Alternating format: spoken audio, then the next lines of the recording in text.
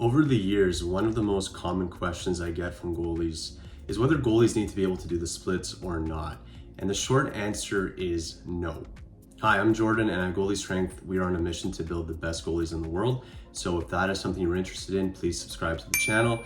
Check out our Instagram and TikTok links, as well as our training programs in the description below. In fact, there is nothing that you need as a goalie. There are many goalies in the NHL that have certain weaknesses, but they were still able to get to the top level. For example, some might have a weak glove hand, or they can't move really well laterally, or they can't handle the puck that well. And despite all of that, they are still in the NHL. The only thing that really matters is being able to keep the puck out of the net.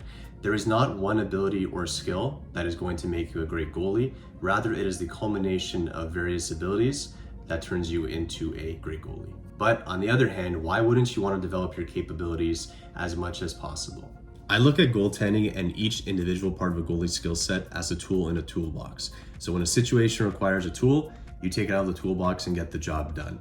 In goalie terms, that means if you need to clear the zone, you have the ability to shoot a puck high and off the glass. If you need to defend the net from people crashing into your crease, you are strong enough to support yourself against the post. And if you need to make a desperation save, you have the ability to get into a full split when the situation calls for it. So no, you don't absolutely need the ability to do the splits. And in fact, for many of us, the work required to get there may not be worth it. This is an image of the hip joint, and you'll see the femur, the bone of the thigh, fits into the acetabulum, the socket of the hip bone. Basically, we all have different bone structure and therefore different femur and acetabulum shapes. For example, some of us might have a deeper acetabulum, which means you have less range to work with before the femur and hip socket meet, which can cause pain and restrictions. A shallower acetabulum will make it easier for someone to get into the splits position. So depending on the type of hip structure you have, getting into the splits could be very painful or even impossible. Now, that doesn't mean you give up trying to get the splits, especially not without trying. You should assume that you are perfectly capable of getting into a split position, unless of course you run into hip pain when you try stretching. If you look up stretching videos on YouTube, you'll see lots of comments from average people who were able to go from tight and inflexible to doing the splits in a manner of weeks and months. So it's definitely possible for many people. I just can't guarantee that it will be possible for you. I think it makes sense to follow a stretching and mobility routine. And then if you have any issues with hip pain or pain anywhere else, then you can tone it down, or you can work with a physiotherapist to fix those problems. But I think it makes sense because flexibility and range of motion is so important for us as goalies.